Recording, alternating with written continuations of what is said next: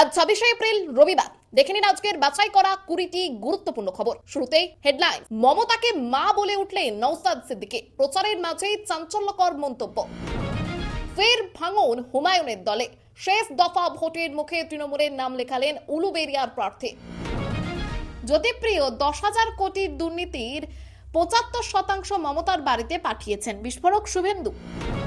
ভোটে হারবেন ফিরহাদ। এসআইআর এর পর জেতার জায়গায় নেই। খিদিরপুরে গেরুয়া মিছিলে বড় দাবি শুভেন্দু। ভোট প্রচারেও পিছু ছাড়ল না হরলিক্স। করিমপুরের সোহমকে সামনে পেয়ে অদ্ভুত আবদার অনুরাগীর। জাতীয় রাজনীতিতে মমতার গুরুত্ব কি তবে বাড়ছে? সমর্থনে তামিল সিনেমার তারকা বিজয়। এছাড়াও রয়েছে আরো বেশ কিছু খবর। বাংলা পলিটিক্সের সমস্ত খবর প্রতিদিন সকালে দেখতে সাবস্ক্রাইব করুন আমাদের বি পলিটিক্স চ্যানেলটি। আর একটা লাইক করার অনুরোধ রইল। আপনার একটা লাইক আমাদের কাজ করার উৎসাহ অনেকটাই বাড়িয়ে দেয়। এবার আসছে বিস্তারিত সংবাদে। জয়নগরের প্রচার সভায় আইএসএফ নেতা নওশাদ সিদ্দিকী মুখ্যমন্ত্রী মমতা বন্দ্যোপাধ্যায়কে একদিকে মা বলে সম্বোধন করলেও একই সঙ্গে কটাক্ষ করতেও ছাড়েননি। তিনি বলেন, মমতার বয়স হয়েছে, অনেক কাজ করেছেন, এবার বিশ্রাম নেওয়ার সময় এসেছে এবং সন্ন্যাস নিয়ে বৃন্দাবনে যাওয়ার পরামর্শ দেন। এই মন্তব্য ঘিরে সভায় মিশ্র প্রতিক্রিয়া দেখা যায় এবং রাজনৈতিক মহলেও তীব্র আলোচনা শুরু হয়েছে। দক্ষিণ 24 পরগনার জয়নগর ও বকুলতলী এলাকায় বাম আইএসএফ জোটের সভায় উপস্থিত ছিলেন সুজন চক্রবর্তী, কান্তি গাঙ্গুলি সহ একাধিক নেতা। নওশাদের এই মন্তব্যকে সরাসরি ক্ষমতাসীন নেতৃত্বের বিরুদ্ধে বার্তা হিসেবে দেখা হচ্ছে। সভা থেকে জোটের পক্ষ থেকে কর্মসংস্থান ও উন্নয়নের প্রতিশ্রুতিও দেওয়া হয়। নওশাদ জানান, ক্ষমতায় এলে প্রতিটি পরিবারে অন্তত একজনকে চাকরি দেওয়ার চেষ্টা করা হবে এবং জেলার স্বাস্থ্য পরিষেবার উন্নতি ঘটানো হবে। সব মিলিয়ে বিতর্কিত মন্তব্য এবং উন্নয়নের প্রতিশ্রুতি মিলিয়ে এই জনসভা নির্বাচনের আগে রাজনৈতিকভাবে গুরুত্বপূর্ণ হয়ে উঠেছে। ফের ভাঙন হুমায়ুনের দলে। শেষ দফা ভোটের মুখে তৃণমূলের নাম লেখালেন উলুবেড়িয়ার প্রার্থী। রাজ্যে বিধানসভা নির্বাচনের মাঝে বড়সড় ধাক্কার মুখে পড়েছে হুমায়ুন কবিরের দল আম জনতা উন্নয়ন পার্টি। দ্বিতীয় দফার ভোটের ঠিক আগে ফের ভাঙন দেখা গেল দলের অন্দরে। উলুবেড়িয়া দক্ষিণ কেন্দ্রের প্রার্থী শেখ হাবিব দলের প্রতীক বাঁশি ছেড়ে যোগ দিলেন তৃণমূল কংগ্রেসে। শনিবার উলুবেড়িয়া কলেজের সামনে তৃণমূলের কার্যালয়ে আয়োজিত এক অনুষ্ঠানে রাজ্যের মন্ত্রী পুলক রায়ের উপস্থিতিতে তিনি সপরিবারে তৃণমূলের নাম লেখান। পুলক রায় তাকে দলীয় পতাকা তুলে দিয়ে স্বাগত জানান। দল ছাড়ার কারণ হিসেবে হাবিব সরাসরি হুমায়ুন কবিরের বিরুদ্ধে গুরুতর অভিযোগ তোলেন। তার দাবি, হুমায়ুন কবির মুসলিম সম্প্রদায়ের সঙ্গে প্রতারণা করছেন এবং গোপনে বিজেপির সঙ্গে যোগাযোগ রেখে সাধারণ মানুষকে বিভ্রান্ত করছেন। এই কারণেই তিনি দল ছাড়ার সিদ্ধান্ত নিয়েছেন বলে জানান। হাবিব আরো বলেন, মনোনয়ন জমা দেওয়ার পর থেকেই দলের ভেতরে মতবিরোধ তৈরি হয়েছিল। পরিস্থিতি এমন জায়গায় পৌঁছেছে তার পরিবারের সদস্যরাও তাকে নির্বাচনের লড়াই থেকে সরে দাঁড়াতে বলেন। তবে রাজনীতিতে সক্রিয় থাকার লক্ষ্যেই তিনি তৃণমূলের ওপর ভরসা রাখার সিদ্ধান্ত নেন। উল্লেখযোগ্যভাবে হুমায়ুন কবিরের বিরুদ্ধে বিজেপির সঙ্গে আঁতাতের অভিযোগ নতুন নয়। প্রথম দফার ভোটের আগে এই নিয়ে বিতর্ক তৈরি হয়, যার পর থেকেই দলের ভাঙনের প্রবণতা বাড়তে থাকে। এর আগে মালদহের মানিকচকের প্রার্থী মোহাম্মদ তহিদুর রহমান প্রথম বিদ্রোহ করেন। পরে রানীগঞ্জ, দুর্গাপুর পূর্ব, বারাবণী ও পাণ্ডবেশ্বরের একাধিক প্রার্থী দল ছাড়েন। দলীয় সূত্রের দাবি, ইতিমধ্যেই প্রায় 80 জন প্রার্থী দল ত্যাগ করেছেন। ভোটের ঠিক আগে এই ধারাবাহিক ভাঙন হুমায়ুন কবিরের রাজনৈতিক অবস্থানকে বড় চ্যালেঞ্জের মুখে ঠেলে দিচ্ছে। জ্যোতিপ্রিয় 10,000 কোটির দুর্নীতির 75% মমতার বাড়িতে পাঠিয়েছেন বিস্ফোরক শুভেন্দু। ভোটের আবহে রাজনৈতিক উত্তেজনার মধ্যেই ভবানীপুরে প্রচারে গিয়ে বিরোধী দলনেতা শুভেন্দু অধিকারী খাদ্যশস্য কেলেঙ্কারি নিয়ে তৃণমূলকে কটাক্ষ করে আক্রমণ করেন। একসময় ইডি কলকাতা, বর্ধমান ও হাবড়া মিলিয়ে মোট 9টি জায়গায় তল্লাশি চালায়। অভিযোগ, জনসাধারণের জন্য বরাদ্দ গম বেআইনিভাবে বাজারে পাচার করা হয়েছে।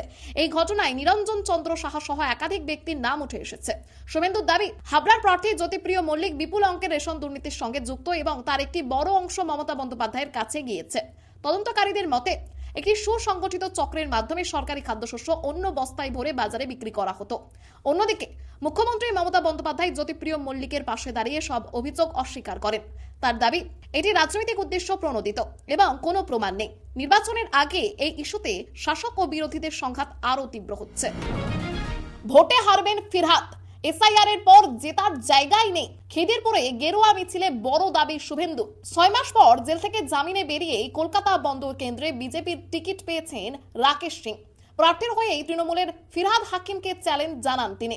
শনিবার খিদিরপুরে তার সমর্থনে প্রচারে যান শুভেন্দু অধিকারী এবং একটি শিব মন্দিরে পুজো দেন দুজনে।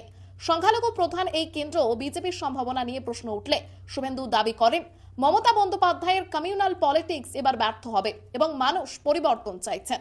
রাকেশ সিং এর বিরুদ্ধে আগে একাধিক মামলার প্রসঙ্গও সামনে এসেছে। গত বছর সেপ্টেম্বরে কংগ্রেসের বিধান ভবনে গুন্ডামির অভিযোগে তাকে গ্রেপ্তার করা হয়। পরে কসবার একটি ফ্ল্যাট দখল মামলাতেও ফের গ্রেপ্তার হন তিনি। সেই মামলায় 6 মাস পর জামিন পেয়ে পরদিনই তিনি প্রার্থী হন। এই কেন্দ্রে সিপিআইএম এর ফৈরাজ খান এবং কংগ্রেসের আকিব গুলজারও প্রতিদ্বন্দ্বিতা করছেন। এদিকে সম্প্রতি ইকবালপুরের বিজেপির প্রচারকে ঘিরে সংঘর্ষের ঘটনা ঘটে, যেখানে রাকেশ সিং এর বিরুদ্ধে একাধিক জামিন অযোগ্য ধারায় এফআইআর দায়ের করা হয়েছে। এখন নজর 29 তারিখের ভোটের দিকে। ভোট প্রচারেও পিছু ছাড়ল না হরলিক্স। করিমপুরের সোহমকে সামনে পেয়ে অদ্ভুত আবদার অনুরাগীর। কয়েক দশক আগে ছোট বউ সিনেমায় খুদে সোহমের বলা সংলাপ, একটু হরলিক্স দাও চেটে খাবো, আজও জনপ্রিয় সেই ডায়লগ। সেই সোহম চক্রবর্তী এখন রাজনীতির ময়দানে সক্রিয়। এবারের বিধানসভা নির্বাচনে করিমপুর কেন্দ্র থেকে তৃণমূলের প্রার্থী। দ্বিতীয় দফার ভোটের আগে প্রচারের সময় করিমপুরে এক মজার ঘটনার সাক্ষী থাকেন তিনি। প্রচারের ব্যস্ততার মাঝে এক মহিলা অনুরাগী হরলিক্সের পাউচ নিয়ে তার সামনে হাজির হন এবং ছোটবেলার সেই সংলাপের স্মৃতি ফিরিয়ে দিতে অনুরোধ করেন। প্রিয় অভিনেতাকে সামনে পেয়ে আবেগঘন মুহূর্ত তৈরি হয়। হঠাৎ এমন আবদারে কিছুটা অপ্রস্তুত হলেও সোহম হাসি মুখে পরিস্থিতি সামলান। তিনি বলেন, আশেপাশে ছোট বাচ্চাদের দিতে। প্রচারের উত্তাপে এই ছোট্ট ঘটনায় এলাকায় আনন্দের মুহূর্ত এনে দেয় এবং পুরনো স্মৃতিকে নতুন করে ফিরিয়ে আনে। জাতীয় রাজনীতিতে মমতার গুরুত্ব কি তবে বাড়ছে? সমর্থনে তামিল সিনেমার তারকা বিজয়। বিধানসভা নির্বাচন 2026-এর আবহে জাতীয় রাজনীতিতে ক্রমশই গুরুত্বপূর্ণ হয়ে উঠছেন মমতা বন্দ্যোপাধ্যায়। বিজেপি বিরোধী শিবিরের একাধিক নেতা ইতিমধ্যেই তৃণমূল নেত্রীর পাশে দাঁড়িয়েছেন। এবার সেই তালিকায় যুক্ত হলো তামিল সুপারস্টার থলপতি বিজয়ের নাম। সম্প্রতি একটি ভাইরাল ভিডিওতে দেখা যায় জনসভায় বক্তব্য রাখতে গিয়ে মমতার প্রশংসায় পঞ্চমুখ বিজয়। তার মতে, নির্বাচন কমিশনের বিরুদ্ধে মমতা বন্দ্যোপাধ্যায়ের লড়াই গোটা দেশের বিরোধী রাজনীতির কাছে অনুপ্রেরণা। কমিশনের তথাকথিত ম্যানিপুলেশনের বিরুদ্ধে তার অবস্থানকে সাহসী বলেও উল্লেখ করেন বিজয়। পাশাপাশি তিনি জানান, তামিলনাড়ুতেও একই ধাঁচে লড়াই গড়ে তোলার প্রয়োজন রয়েছে। বাংলার ভোটকে কেন্দ্র করে এর আগেই সমাজবাদী পার্টির অখিলেশ যাদব, আম আদমি পার্টির অরবিন্দ কেজরিওয়াল, ঝাড়খণ্ডের মুখ্যমন্ত্রী হেমন্ত সোরেন এবং আরজেডির নেতা তেজস্বী যাদব মমতার সমর্থনে সরব হয়েছেন। তাদের মধ্যে কয়েকজন বাংলায় এসে জনসভাও করেছেন। রাজনৈতিক বিশ্লেষকদের মতে বিজয়ের এই সমর্থন বিশেষ তাৎপর্যপূর্ণ। তামিলনাড়ুর রাজনীতিতে সদ্য প্রবেশ করেও তিনি ইতিমধ্যেই প্রভাব ফেলেছেন।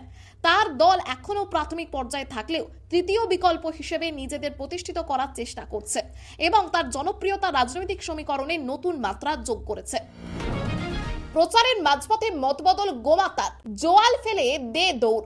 আউশগ্রামে তৃণমূলের মিছিলে নাটকীয় ছন্দপতন। ভোটের মরশুমে ভোটারদের মন পেতে অভিনব প্রচারের পথে হাঁটেন প্রার্থীরা। আউশগ্রাম বিধানসভা তৃণমূল প্রার্থী শ্যামাপ্রসন্ন লোহার গ্রাম বাংলার ঐতিহ্য রক্ষা করতেই গরুর গাড়িতে চড়ে জনসংযোগ শুরু করেন।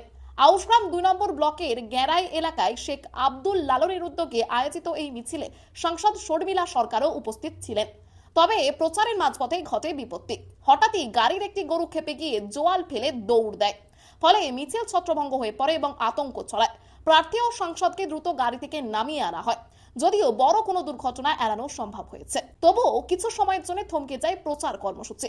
পরবর্তীতে পরিস্থিতি সামাল নিয়ে প্রার্থীরা পায়ে হেঁটেই জনসংযোগ চালিয়ে যান।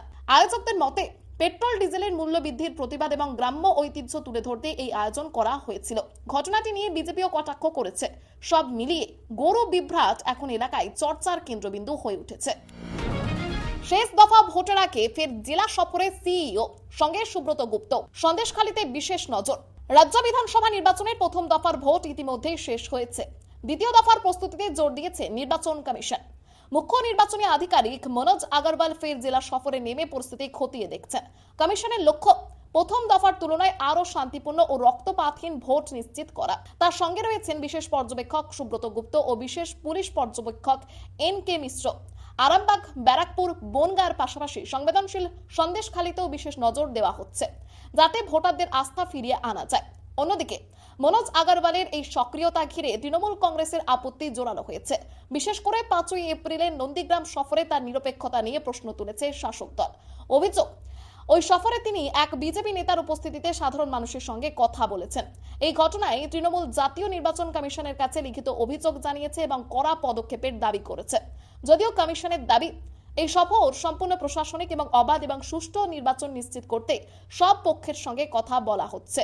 দ্বিতীয় দফার ভোটের আগে এই বিতর্ক আরও বাড়ার সম্ভাবনা রয়েছে। ব্যারাকপুরের সিংহাসনে ফের রাজত্ব ফিরুক, স্বামীর হয়ে ভোট প্রচারে নামছেন শুভশ্রী। দ্বিতীয় দফার নির্বাচনের আগে শেষ মুহূর্তের প্রচারে ব্যস্ত প্রার্থীরা।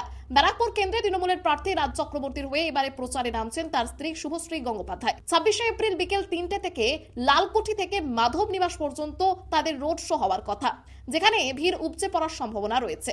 21শে নির্বাচনে ব্যারাকপুর থেকে জয়ী হয়ে প্রথমবার বিধায়ক হন রাজ চক্রবর্তী। এবারেও তৃণমূল তাকে প্রার্থী করেছে।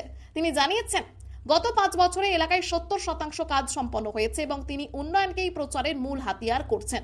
প্রতিপক্ষ কৌস্তব বাগচিকে নিয়ে তিনি কোনো মন্তব্যে যেতে চান না বলেও স্পষ্ট করেছেন। রাজ চক্রবর্তী আরো বলেন, মানুষের সমর্থন নিয়ে আবারও জয়ী হওয়ার আশাবাদী। তৃণমূল সুপ্রিমো মমতা বন্দ্যোপাধ্যায় তাকে দ্বিতীয়বার সুযোগ দেওয়ায় তিনি কৃতজ্ঞ। এবার প্রচারের ময়দানে শুভশ্রী গঙ্গোপাধ্যায়ের উপস্থিতি নির্বাচনী লড়াইয়ে নতুন মাত্রা যোগ করতে চলেছে। যাদবপুর বিশ্ববিদ্যালয় অসভ্য বানানোর ফ্যাক্টরি, মোদির সুরেই তোপ দিলীপ ঘোষের। বিধানসভা ভোটের মাঝে যাদবপুর বিশ্ববিদ্যালয়কে ঘিরে উত্তেজনা চরমে উঠেছে। প্রধানমন্ত্রী নরেন্দ্র মোদীর মন্তব্যের সুরেই বিজেপি নেতা দিলীপ ঘোষ শনিবার ইকো পার্কে দাঁড়িয়ে বিশ্ববিদ্যালয়ের পড়ুয়াদের তীব্র সমালোচনা করেন। তিনি দাবি করেন, যাদবপুর এখন দেশ বিরোধী কার্যকলাপের আখড়ায় পরিণত হয়েছে এবং সেখানে অসভ্য বানানোর ফ্যাক্টরি চলছে। বাবুল সুপ্রিয় ও রাজ্যপালের সঙ্গে পড়ুয়াদের আচরণের কথাও উল্লেখ করেন তিনি এবং সার্জিক্যাল স্ট্রাইকের প্রসঙ্গ তোলেন। এই বিতর্কের সূত্রপাত মোদির বক্তব্য থেকে, যেখানে তিনি যাদবপুরের অতীত গৌরবের কথা তুলে ধরে বর্তমান পরিস্থিতিতে ক্যাম্পাসে অরাজকতা ও দেশবিরোধী স্লোগানের অভিযোগ করেন। পাশাপাশি তৃণমূল সরকারকে কটাক্ষ করে তিনি প্রশ্ন তোলেন, রাজ্যের শিক্ষা প্রতিষ্ঠান রক্ষা না করতে পারলে ভবিষ্যৎ কিভাবে সুরক্ষিত হবে। এর পাল্টা জবাবে মুখ্যমন্ত্রী মমতা বন্দ্যোপাধ্যায় যাদবপুর বিশ্ববিদ্যালয়কে রাজ্যের গর্ব বলে উল্লেখ করেন এবং ছাত্রদের প্রতিবাদের অধিকারের পক্ষে সওয়াল করেন। এই মন্তব্য ঘিরে রাজনৈতিক চাপানোতর আরও তীব্র হয়েছে। চরাম ধ্বনি উধাও, অনুব্রত বললেন গণনার দিন রবীন্দ্রসঙ্গীত, নজরুল গীতি বাজান। বীরভূমে এবারের বিধানসভা নির্বাচনে প্রায় সম্পূর্ণ শান্তিপূর্ণ ভোট গ্রহণ হয়েছে। লাভপুর ও খয়রাসোল ছাড়া কোথাও বড় সংঘর্ষের খবর মেলেনি। কেন্দ্রীয় বাহিনীর কড়া নজরদারিতে ভোট হওয়ায় প্রাক্তন তৃণমূল সভাপতি অনুব্রত মণ্ডল বলেন, এমন ভোট তিনি আগে দেখেননি। ভোট গণনার দিনে রবীন্দ্রসঙ্গীত ও নজরুল গীতি বাজানোর কথাও জানিয়েছেন তিনি। প্রথম দফায় বীরভূমের 11টি আসনে ভোট হয়েছে এবং সবকটিতেই জয়ের বিষয়ে আশাবাদী তৃণমূল। অনুব্রত দাবি করেন, রাজ্য জুড়ে তৃণমূল প্রায় 130 আসন পেতে পারে, যেখানে বিজেপি পাবে 15 থেকে 20টি আসন। এবারের ভোটে 95 থেকে 98% পোলিং হয়েছে বলেও তিনি জানান এবং বলেন, পরিযায়ী শ্রমিকরাও ফিরে এসে ভোট দিয়েছেন। তিনি আরও অভিযোগ করেন, তার বক্তব্য বিকৃত করে প্রচার করা হচ্ছে। পাশাপাশি বিভিন্ন কেন্দ্রে তৃণমূলের বড় ব্যবধানে জয়ের পূর্বাভাস দেন তিনি। তার মতে, বীরভূমের সবকটি আসনে তৃণমূল জিতবে। রাজ্যে দলের আসন সংখ্যা 250-র কাছাকাছি পৌঁছতে পারে। ভোট পরবর্তী হিংসার অভিযোগ, কংগ্রেসকে ভোট দেওয়ায় বেদম মার, আসানসোলে প্রাণ গেল যুবকের। 21শে নির্বাচনের পর যেমন ভোট পরবর্তী হিংসার অভিযোগ উঠেছিল, তেমনি 26শে নির্বাচনেও একই অভিযোগ সামনে এলো। কড়া নিরাপত্তা, কেন্দ্রীয় বাহিনীর টহল এবং কমিশনের নিয়ম থাকার সত্ত্বেও প্রথম দফার ভোটের পর আসানসোলে এক যুবকের মৃত্যুর ঘটনায় চাঞ্চল্য ছড়িয়েছে। অভিযোগ, কংগ্রেসকে ভোট দেওয়ার কারণে দেবদীপ চট্টোপাধ্যায় নামে এক যুবককে বেদম মারধর করা হয়। আসানসোল উত্তর বিধানসভা এলাকার অনন্যা কমপ্লেক্সে শুক্রবার রাতে এই ঘটনা ঘটে বলে জানা গেছে।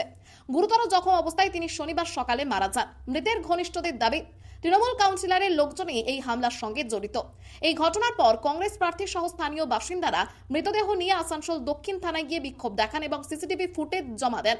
ঘটনার কারণ খতিয়ে দেখছে পুলিশ।